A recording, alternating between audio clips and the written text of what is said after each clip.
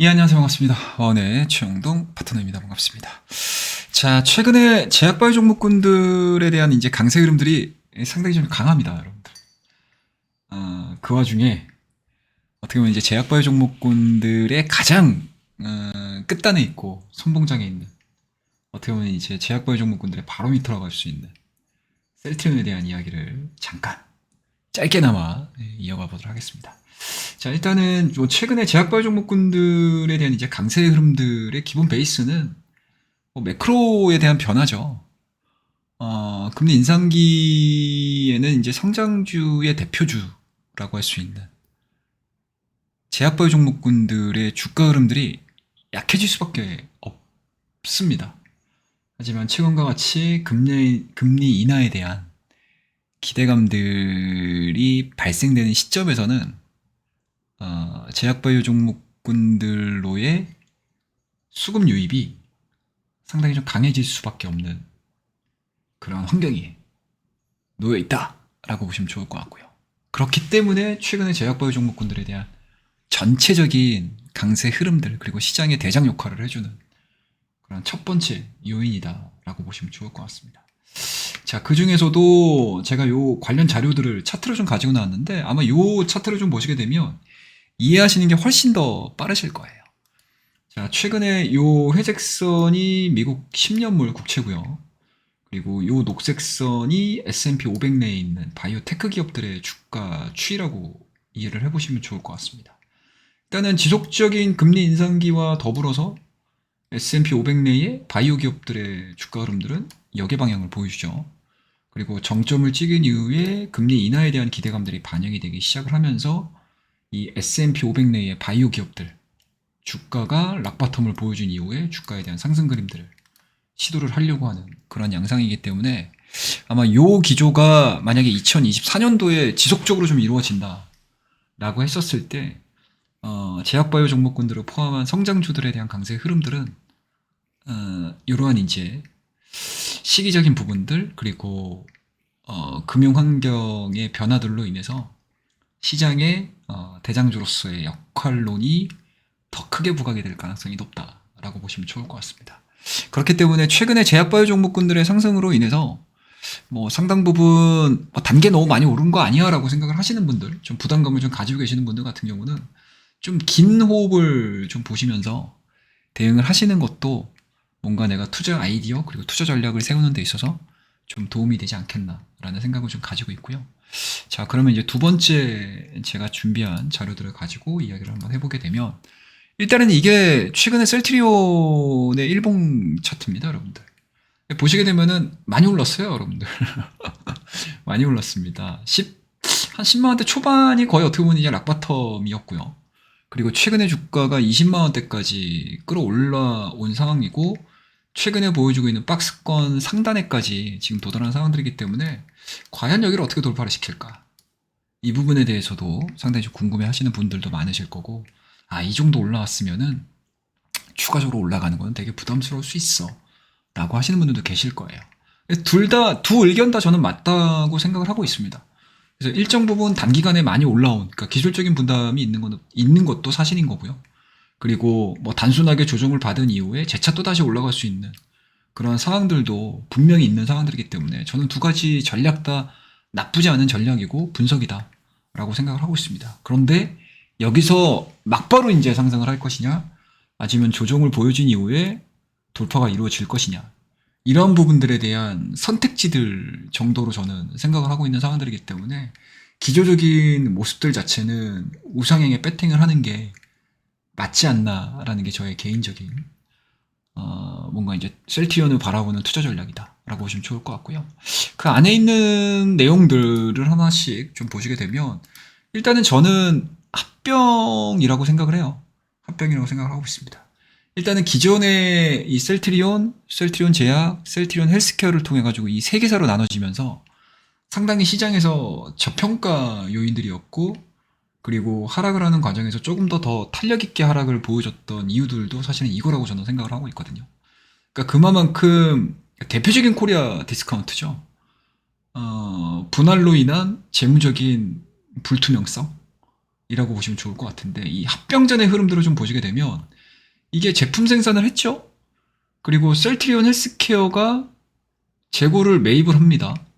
그리고 재고를 매입을 함으로 인해서 셀트리온에 대한 매출 인식이 진행이 되고요. 그리고 최종적으로 제품 판매를 하고 나서 다시 한번 셀트리온 헬스케어의 매출 인식으로 진행이 돼요.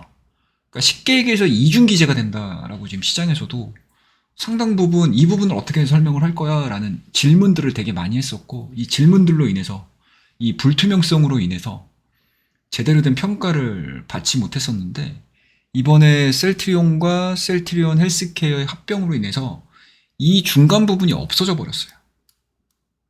그러면 자연스럽게 이 셀트리온 내에서 제품 판매와 매출 인식이 같이 반영이 돼 버리기 때문에 시장에서는 재무적인 투명성을 이번에 상당 부분 크게 발생을 시켰다라고 보고 있습니다.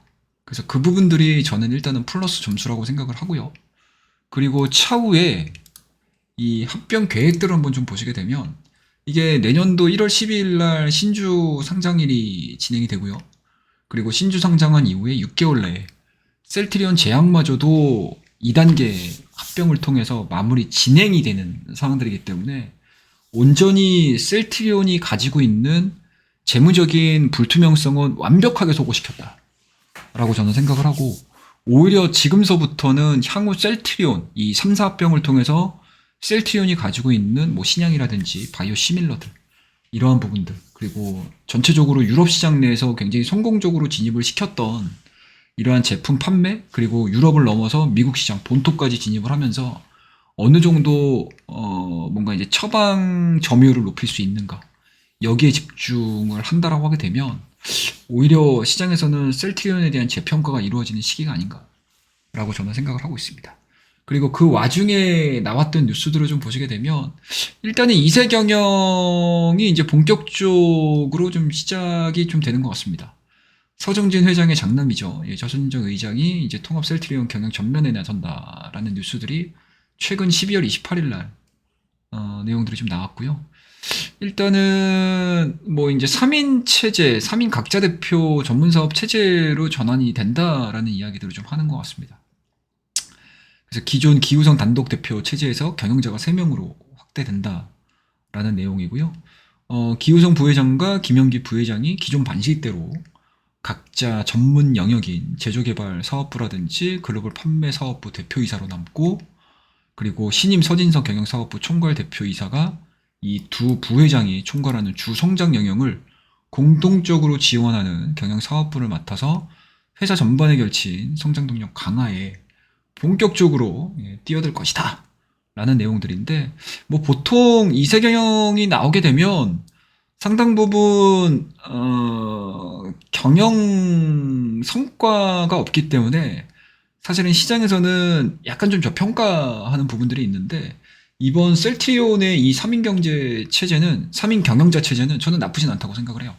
일단은 기존의 전문 경영인 두 분이 남아있는 상태에서 이 서정진 회장의 장남이죠. 서진석 의장이 들어서는 거기 때문에 저는 개인적으로 오히려 굉장히 조금 빠르게 실무를 경험할 수 있지 않겠냐라고 저는 생각을 하고 있습니다. 그리고 이 서 대표 같은 경우는 이제 카이스트에서 생명공학 박사학위를 받았더라고요, 보니까. 그리고 이후에 이제 셀트리온에 이제 입사해가지고 뭐 제품 개발 부문장이라든지 셀트리온 스킨큐어죠. 스킨케어가 아니고 스킨큐어 경영 철강 수석 부서장 등으로도 활동을 해왔던 부분들이기 때문에 사실은 이게 관련 기사 내용들을 좀 보시게 되면 뭐 성공적으로 경영 능력을 뭐 인정받았다라고 얘기를 하는데, 뭐 그렇게 뚜렷한 경영 능력을 보여준 것 같지는 않고, 오히려 이번 의장의 취임을 함으로 인해서 배우는 게 훨씬 더 많지 않겠나라고 저는 생각을 하고 있습니다. 그래서 오히려 이 선인성 의장이 본격적으로 이 셀트리온 경영에 뛰어들고 지원을 하는 모습들은 오히려 저는 뭐 나쁜 의사결정은 아니다. 어차피 차후에 받아들이는 것보다 지금과 같이 전문 경영이 2인이 있는 상태에서 이 3인 체제로서 배우는 것들이 훨씬 더 많을 거라고 생각을 하고 있고, 그리고 이 셀트리온이 최근 들어서 유럽 내에서 엄청나게 많은 성공을 했죠. 상업화에 성공한 제품들, 뭐 램시마라든지 허주마, 트룩시마, 그리고 유플라이마, 뭐 램시마 SC, 뭐 이상 이런 이 6개가 대표적으로 이제 글로벌 시장에서 꾸준히 영향력을 지금 넓혀가고 있는 상황들이기 때문에 오히려 신성장 동력을 확보를 하고 의사결정을 하고 같이 시장을 확장해 나가는 입장에서는 굉장히 좀 좋은 타이밍이 아니겠느냐라고 생각을 하고 있습니다. 그리고 앞서서도 말씀드렸지만 사업 구조 일원화를 통해 가지고 시장에서 예상하고 있는 것들, 측정하고 있는 것들이 한 70% 수준 내에서 이제 매출 원가율을 한 40%까지 감소할 전망이다라고 생각을 하고 있고요. 예상을 하고 있고, 그리고 신규 시장의 진입이라든지 입찰 참여의 기회도 확대될 것으로 전망을 하고 있는 상황들이고요. 그리고 2025년도까지 한 11개의 제품 라인업을 확보를 하고요. 그리고 이러한 이제 제품 라인업 확보를 통해서 여러 가지 이제 시장 진출에 대한 기대감들, 그리고 뭔가 이제 성장성들을 시장에서 보여준다라고 하게 되면 저는 시장에서는 이게 기업 사업 내에서 예상을 하고 있는 거죠. 2030년도까지는 제품 라인업 자체를 22개로 늘리겠다라는 방침이기 때문에 오히려 이러한 이제 구체적인 내용들 자체에 대한 실현성이 상당히 시장에서는 고무적으로 좀 평가를 할 수 있지 않겠냐라는 생각이 좀 들고, 단기간에서 놓고 봤었을 때 2024년도 2월입니다, 여러분들.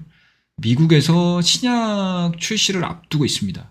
이게 지금 유럽 내에서는 이제 램시마 SC로 그러니까 램시마 SC로 불리고 있고, 미국 내에서 출시할 때는 이제 진펜트라라는 이름으로 출시가 되는데, 일단은 인플렉시마블 포함해가지고 미국 종양 괴사인자 알파 억제제 시장 규모 자체가 지난해 기준으로는 477억 달러거든요. 이게 하나로 따지게 되면 62조 정도가 되는데, 이 중에서 이 진펜트라가 우선 타깃으로 하고 있는 염증성 장질환 시장이 한 98조 정도 진행이 되고 있습니다.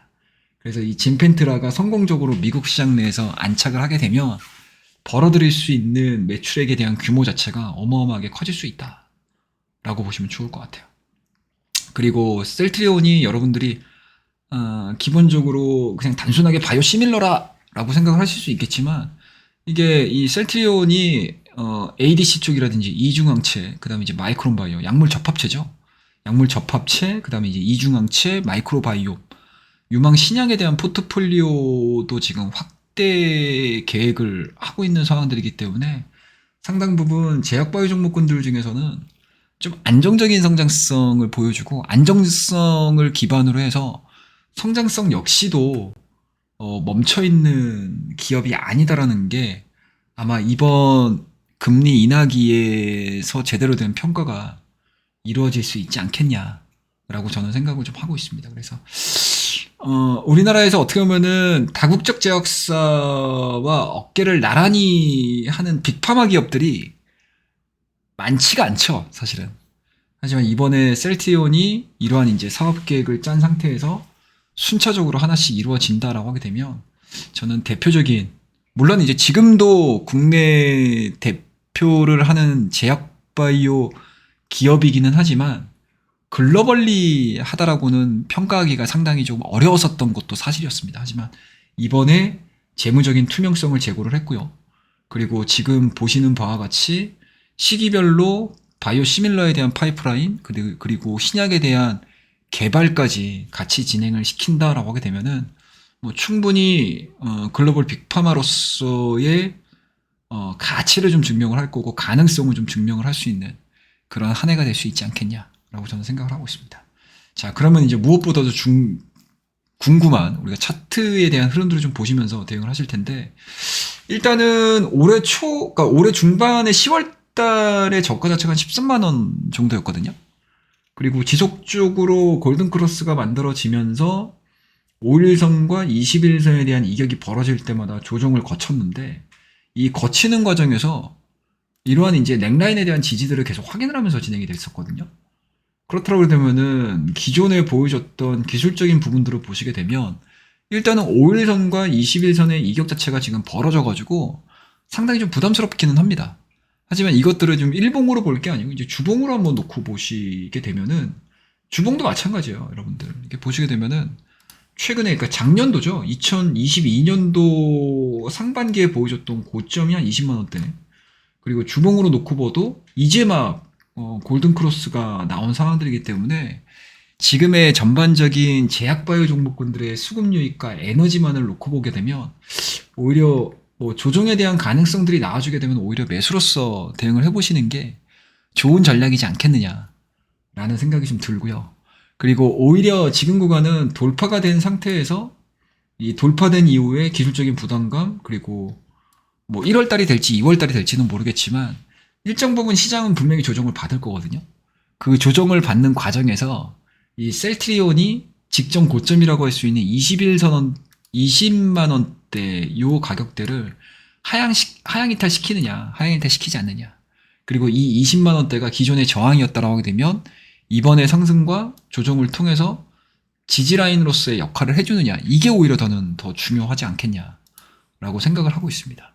그래서 그만큼 단기간의 상승으로 인한 가격적인 부담감은 있지만 오히려 가격 부담보다는 성장성에 조금 더 부등호가 열려있는 그런 이제 대표적인 종목이 아니겠느냐라고 저는 생각을 하고 있고요.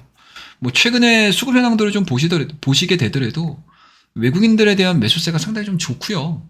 그리고 연기금 같은 경우 지금 12월 달 들어서면서부터 지속적으로 지금 매입이 좀 들어오고 있는 상황들이기 때문에 수급적인 부분들에 대한 부담감들은 그렇게 큰 상황들은 아니다 라고 생각을 하고 있습니다. 그래서 메이저 수급에 대한 안정적인 부분들 그리고 조정이 설령 좀 나온다 하더라도 오히려 지금 구간에서는 20만원 돌파에 대한 가능성들을 열어두면서 대응을 하시는 게 맞지 않겠느냐라고 저는 생각을 하고 있는 상황들이기 때문에 이 셀트리온에 대해서 관심을 좀 가지시는 분들 같은 경우는 그러한 부분들도 좀 생각을 하시면서 대응을 해보실 것을 제가 말씀을 좀 드리면서 오늘 뭐 셀트리온에 대한 이야기들을 좀 해드리면서 약간 앞으로에 벌어질 수 있는 일들에 대해서 좀 집중돼서 말씀을 드렸던 것 같아요. 그래서 그런 부분들을 좀 챙거를 하시면서 대응을 해보셨으면 좋겠다라는 거 말씀 좀 드리고 기술적인 부담감들은 분명히 있기는 하지만 오히려 지금은 기술적인 부담감들보다는 돌파된 이후에 눌림목을 좀 노려보자. 그리고 눌림목이 나왔을 때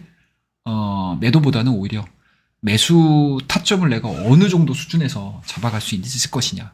그거에 대해서 좀 고민을 해볼 수 있는 대표적인 기업 셀트리온에 대해서 말씀드렸으니까요. 요 내용이 참고가 되셨다면 구독과 좋아요, 알람 설정까지 꼭 부탁드리도록 하겠습니다. 감사합니다.